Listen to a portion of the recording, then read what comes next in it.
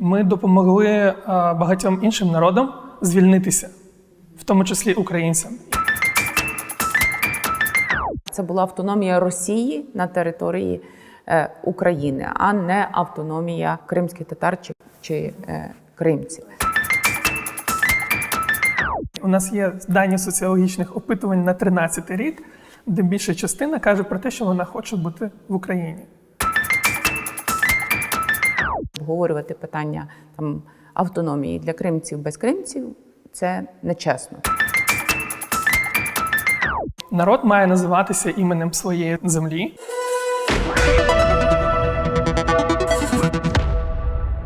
Доброго дня! Мене звати Оксана Сироїд, і сьогодні у мене в гостях Сулейман Мамутов. Сулейман, напевно, ви здогадалися, із імені, з прізвища є кримським татарином. Людина, яка цікавиться і досліджує права корінних народів. Сьогодні Сулейман працює в міжнародній організації, а крім того, є музикантом, пише надзвичайно цікаву музику, і я заохочую всіх послухати. Якраз мала нагоду нещодавно також познайомитися з цією музикою і мала величезне задоволення. Про Шатур-Гудур я можу дуже коротко одну річ сказати. От мені здається, це головна концепція Шатур-Гудуру. Ми з братом робили музику, виходячи з того, що от іноді історія ніколи тобі не дає можливості дізнатися так, що було б, якби. Це в історії заборонено. Умовного а для нас способу. Шатур-Гудур, так, це був приклад того, що а от яка могла б бути музика кримців, якби не було багато чого, в тому числі депортації.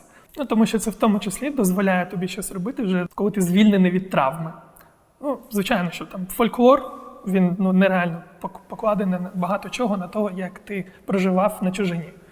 Тобто в фольклорі, в піснях, хочеться іноді бути нормальності трохи такої. А якби не було цієї травми, цього синдрому постколоніального, як би все було. І Шатур – це одна з моделей того, як би було, можливо. Але найперше я почну з такого. У 2013-2014 році ви казали про те, що насправді не кримські татари, а кримці. Має бути правильно. Ви далі дотримуєтеся такого переконання і поясніть, чому?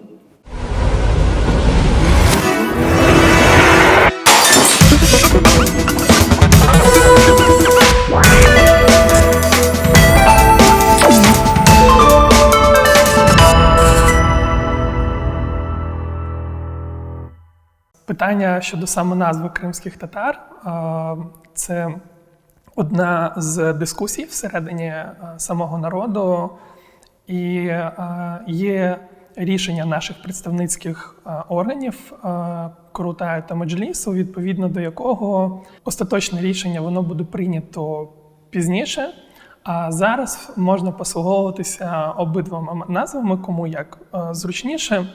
Але в мене є ціла низка аргументів, дійсно, що наша самоназва має бути саме кримці, або ще один з варіантів – це Кримлар, оскільки ми вважаємо, що наша батьківщина – місце, де ми народилися як народ, де формувалися і продовжуємо формуватися, тоді і самоназва має бути пов'язана з Кримом. І плюс там досить багато історичних, соціальних, таких лінгвістичних аргументів, які, на моє переконання, дають необхідність називатися саме як кримці і Кримлар. Так. Я просто щаслива, що я маю цю нагоду спілкуватися з вами, бо в кого, як не в самих кримців, запитати, як вони себе ідентифікують. Ми ж не можемо замість кримців це робити, чи кримських татар. Тобто, знову ж таки, це питання виключно до вас.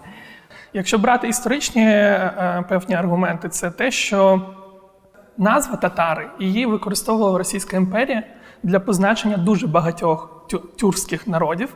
Це були різні народи, можна сказати, для деяких груп етнічних, може там племена, але їх всіх поєднувало те, що вони або не були християнами, або вони говорили тюркськими мовами. І багато з цих народів вони повернули свої назви. Декілька народів називали закавказькими татарами, в результаті вони потім прийняли назву як азербайджанці. Народ має називатися іменем своєї землі, і нам потрібно повернутися, і нам необхідно визначити, що ми є народом, який проживає в Криму, і тому Ми кримці. так, ми кримці. Ну та, закони їм приймай, права подавай. А в Криму такі самі корінні, між іншим. І греки були, і слав'яні.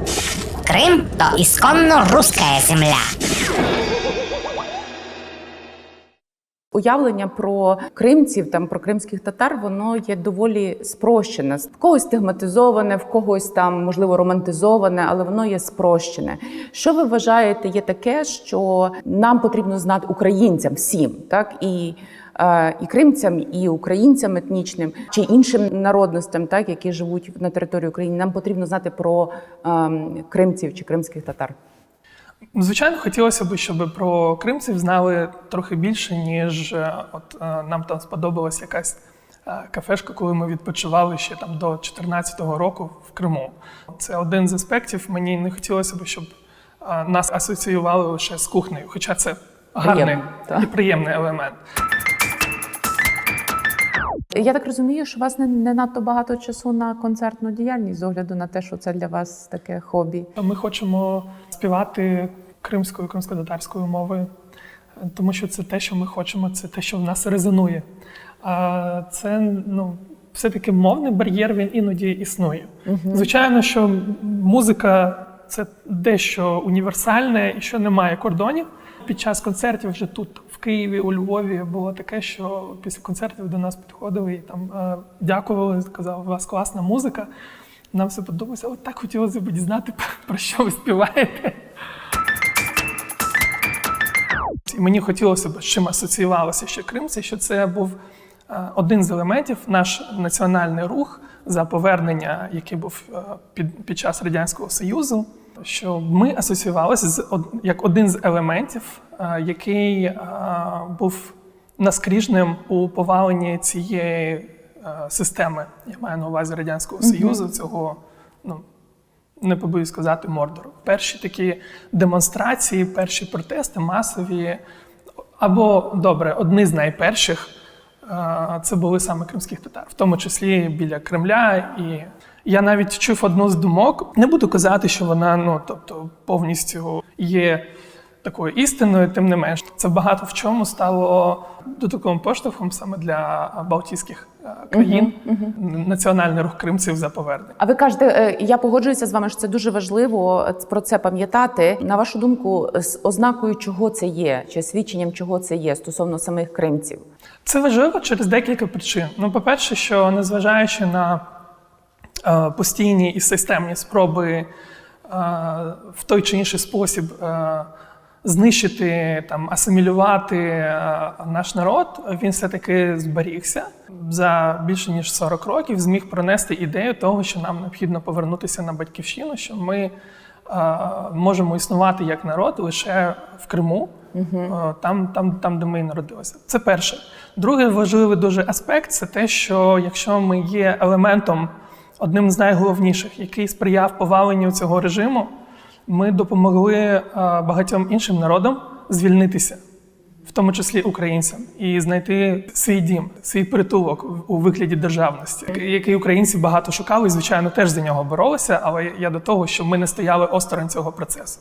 Ми ж з вами спілкуємося фактично в день чи в дні, коли до російського президента дійшла інформація про те, що Україна збирається врегулювати права корінних народів. Так? І якраз ми спостерігаємо це, чи чуємо це обурення, знецінення, так, і знецінення і України, і українців, і як народу, і як державності, і зрозуміло всіх решта, тільки через те, що росіяни не знайшли серед корінних народів України росіян. І знаючи ваші глибокі дослідження, зацікавленість саме в темі корінних народів, що ви скажете з цього приводу? Реакція російського керівництва і, зокрема, Госдуми Російської Федерації, вона досить кумедна. Тому що коли вони стверджують, що росіяни мають бути визначені також як один з корінних народів України, вони тим самим заперечують свою державність, адже права корінних народів розповсюджуються на ті народи, в яких немає державності. І в міжнародному праві їм спеціально для цього дали таку рамку.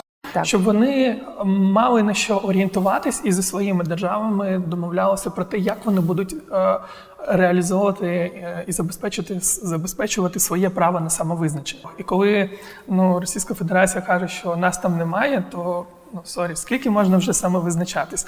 Ви визначились один раз в Російській Федерації, другий раз ви стверджуєте, що вам необхідно було визначитись в Криму через таке поняття, як там кримський народ, який мав би нібито визначитись. А зараз ще раз визначитись через цей інструмент корінних народів вже на території материкової неокупованої частини України. Тобто це кумедно. Найгірше це те, що росіяни не хочуть себе визнати національною меншиною. Так? Вони хочуть за цим терміном «корінний народ» заховати те, що вони не можуть собі дозволити називатися десь меншиною, в принципі.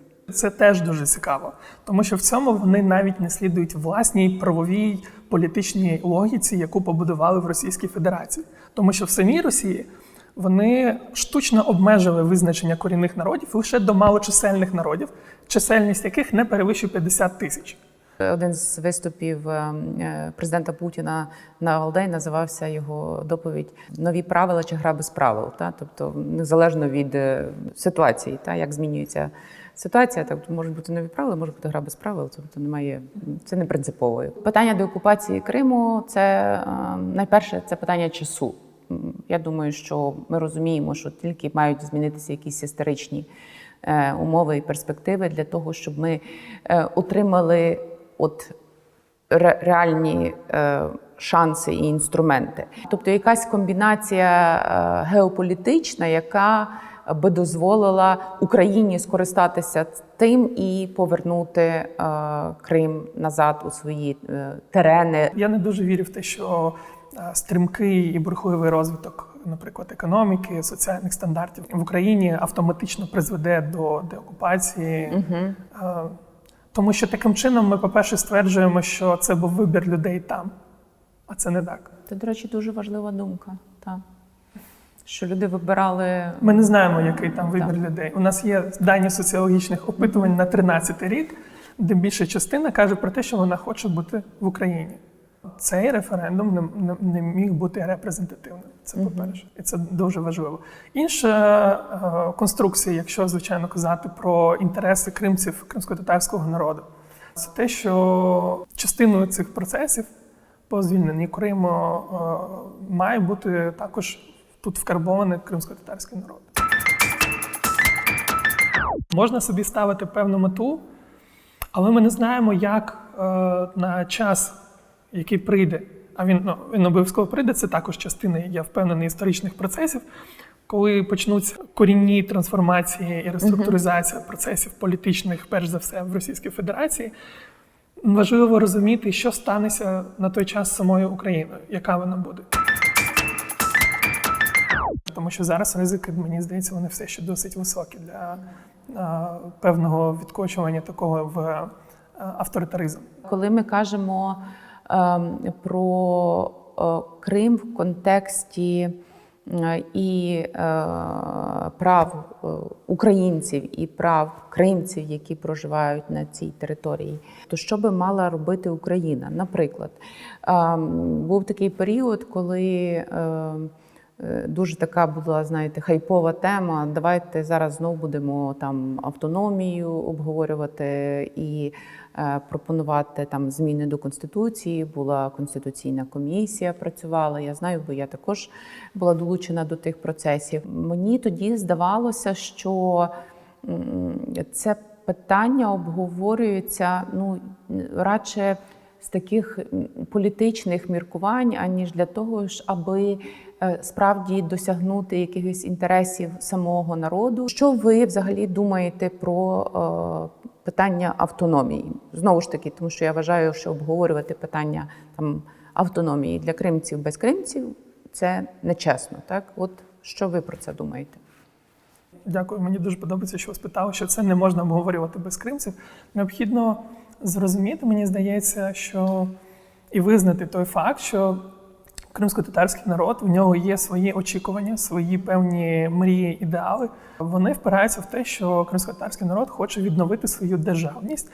І в цьому питанні є консенсус, що це варто робити, причому переважний консенсус, саме в рамках суверенної України. Це перший момент. Але багато українців до цього ставляться, я маю на увазі етнічних українців, до цього ставляться більше, і досить часто з таким побоюванням, як розглядається як певний ризик-фактор. Тут потрібна така чесна, все-таки відверта дискусія, тут потрібно менше маніпуляцій, розуміти, чому ми хочемо це як народ. Тому що це для нас один з інструментів, наприклад. Питання відновлення автономії, де головним джерелом цієї автономії було би право кримсько-татарського народу на самовизначення, мені би хотілося, щоб українська держава це сприймала не як інструмент боротьби з Росією, щоб це було ціллю, яка заснована і побудована на цінності того, що українці самі знають, що таке, коли тебе сприймають лише як певний культурний феномен і відмовляють тобі в політичних правах, що було з початку, починаючи з Російської імперії, потім у Радянському Союзі, щоб таке ж саме ставлення, воно не проєцювалося на кримських татар. Навіть коли був цей законопроект поданий як невідкладний президентом України, ви ж бачите, яку це реакцію викликало. Я не уявляю, яка була б реакція, якщо б почалися процеси по змін до Конституції. Саме якщо б сказали, що джерелом автономії Криму є невід'ємне право кримсько-татарського на самовизначення як корінного народу в рамках України. Я думаю, що тут нашим слухачам, глядачам, які не обізнані з тонкощами оцих всіх і юридичних, і міжнародних правових речей, але вони, напевно, також зреагували: державність в межах України. То що ви вкладаєте в розуміння цієї політичної суб'єктності і державності в межах кордонів України? Та модель, в якому корінний народ, найбільший корінний народ України, є дійсно одним з основних елементів і є одним з визначальних факторів в процесі вироблення, прийняття рішень, які стосуються Криму, які стосуються його життя, які стосуються багатьох питань. І це і мова, і культура, і це визначення політичного статусу, тобто представницьких органів. Тепер питання, тому що, знову ж таки, це про такі тонкощі. Люди можуть сказати, от була автономія Криму, і чим це закінчилося? Здається, що дуже важливо пояснити, в чому була головна хиба і вада тої автономії, тої моделі автономії Криму, яка була запропонована і досі є в Конституції України. Ви задумувалися, до чого ця автономія прив'язана і як вона відрізняється від того, про що ви зараз кажете? Думаю, що автономія – це зазвичай спеціальний режим, який запроваджується там для того, щоб зберегти і допомагати розвитку певних груп, які є в меншості.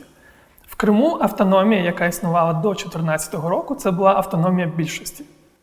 А більшістю були росіяни? Так.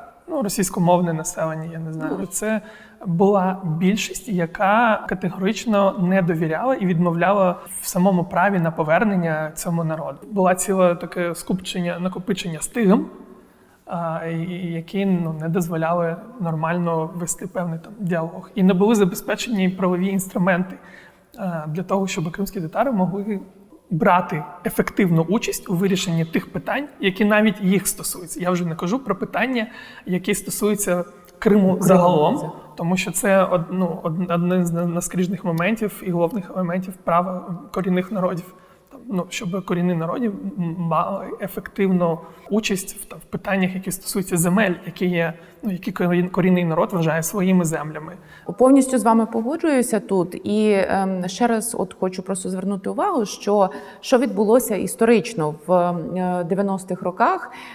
Фактично тоді Крим так був на межі, бо присутність росіян вона завжди була надмірною в Криму, навіть ще до повернення кримців на ці землі. Росія ніколи не мала намір відмовитися від Криму, розуміючи, що вони мають більшість, так, і що вони мають великий вплив через і історично, і там пропагандистсько, і через присутність російського Чорноморського флоту. Фактично Росія цю автономію захопила для себе. Це була автономія Росії на території України, а не автономія кримських татар чи кримців. Самі Крим втратили, а тепер руками махають. А де ви 25 років були? Нікому в Україні до Крима діла не було. Ну то Росія й підібрала. Це один з найперших, напевно, успішних кейсів їх у гібридній війні, тому що вважається, що це гібридні методи вони почалися там десь 14-го або трохи раніше, а насправді вони почалися на наступний день після того, як Україна проголосила свою незалежність. Абсолютно. Так, вони почалися відразу на наступний день. Цілком з вами згодна. І насправді ці гібридні інструменти, от вони і прошиті.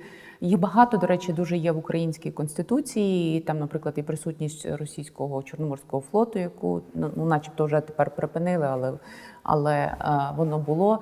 І автономія та Криму, яка є сьогодні прописана. І навіть стаття 10, яка стосується мови, то вона також є, там також прошита така гібридна штучка, якою сьогодні до цього часу росіяни намагаються маніпулювати. Кримські татари відчувають оце маніпулювання, так? Я особисто трохи відчуваю. Я поясню чому. Напевно, коли реєструють от зараз законопроект про корінні народи, з одного боку це досягнення, і це я цьому радію, а з іншого боку, взагалі це планувалося як система законопроєктів. Є ще законопроєкт, в розробці якого я і мої колеги брали також участь, це про закон про статус кримсько-татарського народу. Також зміни, про які ми всі знаємо, от ви знаєте, зокрема до Конституції в частині розділу 10 по Криму. Це все планувалося подавати як пакет.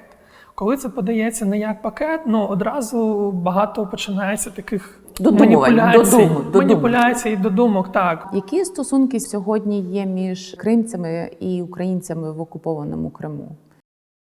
Якщо ми кажемо про тих українців, які політично себе усвідомлюють, так, ідентифікують, то це, напевно, такі стосунки взаємодопомоги і солідарності. Чого вони очікують?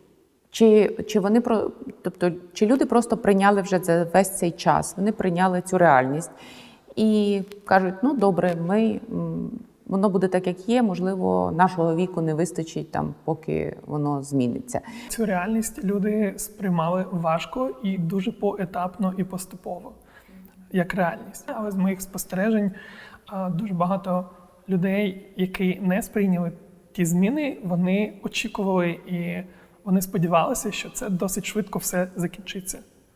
І, звичайно, що коли це триває, люди адаптуються. А може це захисна реакція. Люди все одно продовжують слідкувати за тим, як тут що відбувається. Ви знаєте, найбільш схвильовані, найбільш емоційні розмови щодо внутрішньополітичних процесів на материковій частині України я чув саме в Криму. Але тут ти знаєш, що це, сприймаєш це, добре. Ми, скоріш за все, цей іспит ми, як там українська політична нація, ми його здамо і підемо далі. В Криму це сприймається дуже гостро. І ще один цікавий момент. Навіть ті люди в Криму, які є нейтральними, нібито, навіть вони продовжують активно спостерігати за тим, що тут відбувається. Мені здається, що це одна ознак з того, що вони досі сприймають це як можливо, частину своєї держави. І Але це необхідно, це, можливо, напевно, буде розвивати. змінюватися з поколіннями, тому що підростають люди, які там, молоді люди, які вже народилися насправді під окупацією. Так. Це теж проблема, що є ціла генерація людей.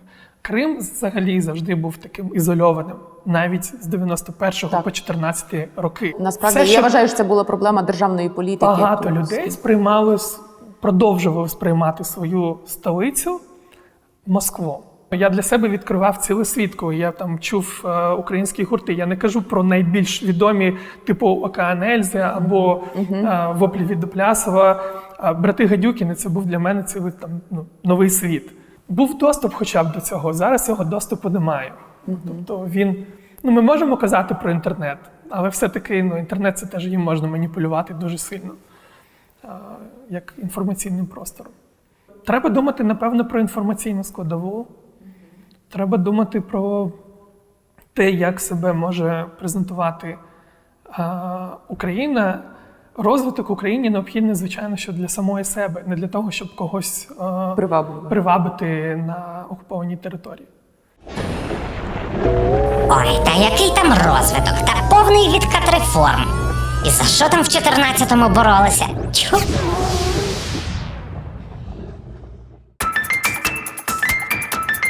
В історії все ж повторюється, все циклічно. Можливо, нам варто попідучувати досвід і Шептицького, і, можливо, інших людей, які підтримували оцю державність в умовах окупації. І це важливо і для українців, які є в окупації, і для кримців, які сьогодні є в окупації. Напевно, нам треба думати більше, тепер ми кажемо інформаційну складову, але насправді нам треба думати про культурні інструменти. На феномен Андрея Шептицького, який фактично в умовах радянської окупації, він фактично будував державність. Так? Він привчав людей до того, як управляти громадами, як будувати кооперативи, дуже багато всяких соціальних проєктів втілював. Тобто фактично він готував людей до державності, він прошивав в них цю готовність. Думаю, що напевно треба тут нам всім осмислювати такі інструменти. Можливо, освіта також. Те, що зараз працюють ці центри, там Крим, Україна, Донбас, Україна, це чудово. Це дійсно єдине, що тепер бар'єри ставлять з того боку, щоб менше людей виїжджало. Вони роблять це через свої там інструменти. Але тут має бути дійсно усвідомлення, що пересічний українець має розуміти, що дійсно Крим – це Україна, що це є питанням його державності. Дуже просто банальні такі речі – це продовжувати розповідати про погоду в Криму. Треба було придумати, як давати статистику по коронавірусу з Криму і Севастополю. Такі речі дуже прості, але потрібно продовжувати жити так, нібито дійсно, це не просто на карті, що ви цим переймаєтесь, і ми цим переймаємося, що воно з нами, що воно нікуди не пішло. Українцям можна дуже просто сказати, що Росія окуповувала Крим тільки через те, що їй потрібна військова база в Чорному морі для того, щоб здійснювати свої геополітичні всі маніпуляції в Африці і на Близькому Сході. Тобто це абсолютно прагматичний інтерес. І так само ми маємо розуміти, що територія Криму і Чорне море довкола Криму, тобто наші води, це наш геополітичний інтерес. Ми суттєво ослабилися геополітично, втративши цю територію і узбережжя.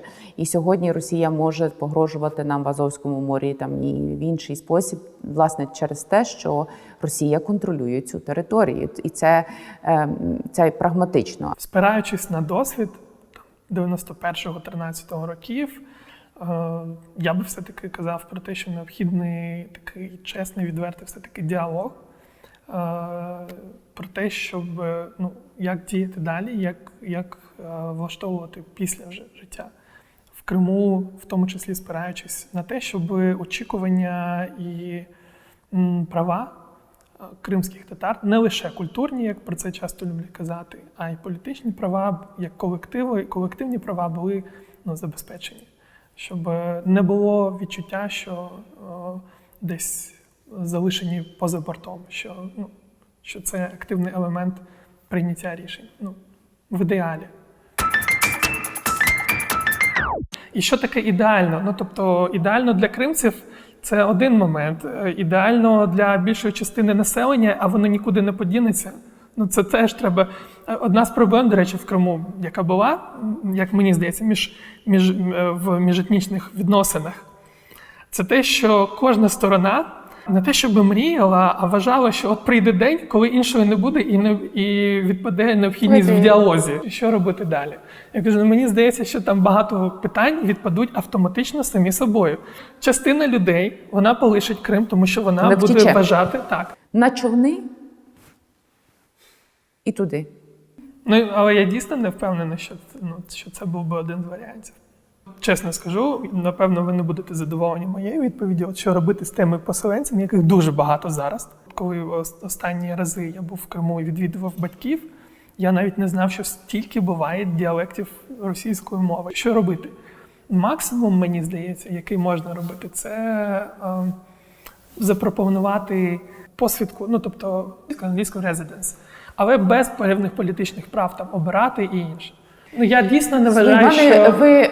Я не хочу вподоблюватись до своїх катів, які вважають, що, я розумію, я поважаю вашу думку, але я не вважаю, що, там, на човни, тому що я знаю, наскільки це боляче. Я поясню вам, чому. Подивіться на Латвію сьогодні. Латвія після фактично деокупації, радянської, коли повернула собі державність, там була переважна більшість етнічних росіян. Тоді латвійці пішли таким шляхом, як кажете ви. Вони фактично росіян позбавили політичних прав, тому що для того, щоб мати політичні права, треба було знати латвійську мову, і фактично це виявилося бар'єром. І тоді справді самі латвійці, вони отримали політичний контроль. Але неволодіння латвійською мовою не перешкодило росіянам фактично контролювати економічну і фінансову систему.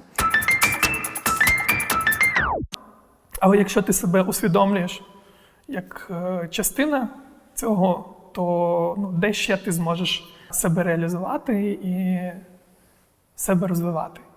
І відчувати себе українцем, відчувати себе кримцем. Я хочу вірити, що це залишиться на майбутнє.